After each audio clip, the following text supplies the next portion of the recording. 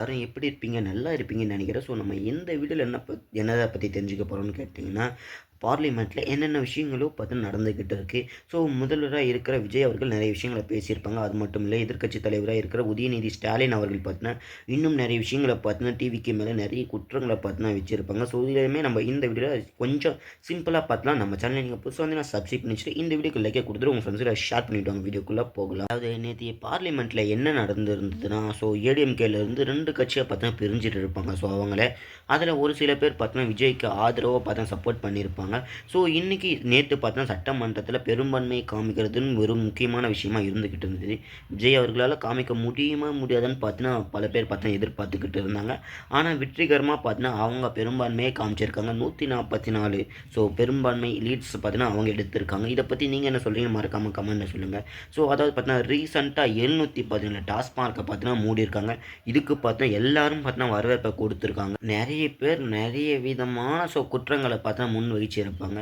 டிவிக்கே 34% ஓட்டு தான் வாங்கியிருக்காங்கன்னு உதயநிதி ஸ்டாலின் அவர்கள் குற்றம் சாட்டியிருப்பாங்க. ஸோ மத்த ஓட்டர்ஸ் எல்லாம் உங்கள வெறுத்திருக்காங்க. இந்த மாரி ஒரு சில விஷயங்களையும் பேசியிருப்பாங்க. அது மட்டும் இல்ல, ரொம்பவுமே காரசாரமா போய்க்கிட்டு இருந்த பார்லிமெண்ட்ல என்னென்னலாம் நடந்திருக்குன்னு தெரிஞ்சுக்கணும்ல.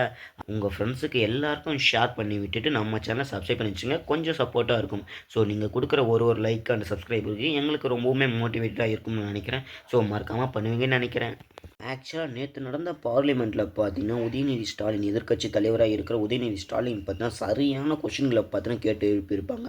ஸோ இது எல்லாத்துக்கும் பதில் அளிக்க முடியாம விஜய் அவர்கள் முதல்வரா இருக்கிற ஆளும் கட்சியா இருக்கிற விஜய் அவர்களால சரியா பதில் அளிக்க முடியல. ஸோ அதனால என்னடான்னு கேட்டீங்கன்னா, அவங்க வீட்டுக்கு போயிட்டு ட்வீட் பண்ணியிருக்காங்க. ஸோ குதிரை பேரம் என்ன இது எல்லாத்தையும் ஒரு சில விஷயங்கள ட்விட்டர்ல ரிப்ளை பண்ணியிருக்காங்க. இது என்ன இங்க பேசாம வீட்டுக்கு போயிட்டு ட்விட்டர் பண்ற அளவுக்கு என்ன இவங்க பயந்துட்டாங்களான்னு ஒரு சில விஷயங்கள் பேசிக்கிட்டு தான் வராங்க.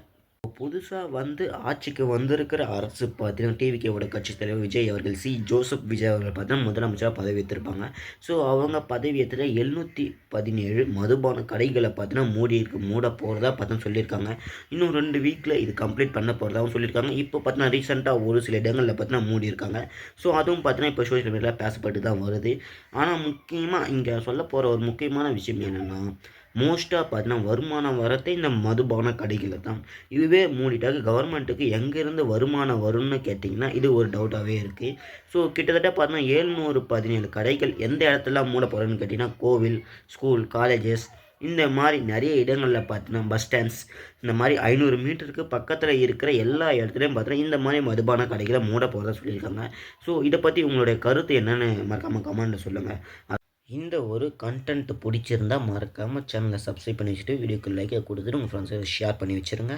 ஸோ மறக்காமல் பண்ணுவீங்கன்னு நினைக்கிறேன். நெக்ஸ்ட் வீடியோவில் சந்திக்கலாம்.